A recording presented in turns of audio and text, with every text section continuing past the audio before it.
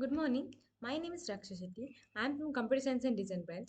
I am here to talk about my new innovative idea on water bottle charger.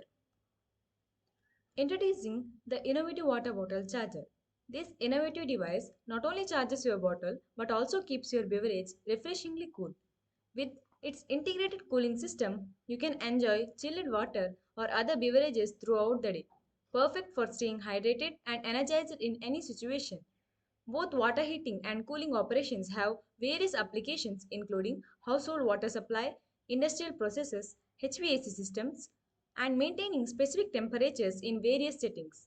The charging process takes advantage of the energy you generate while hydrating, making it a practical and efficient way to power your devices. This charger is very lightweight, so it is easy to carry wherever you want, and it is also user friendly. This is a prototype of my innovation. So let us now see how it works. It works in two ways. We can even hot the water as well as we can cool the water. Usually, water bottle is powered by a battery or through an electrical outlet which is nothing but the charger. It consists of a switch which allows the user to turn the water bottle on or off.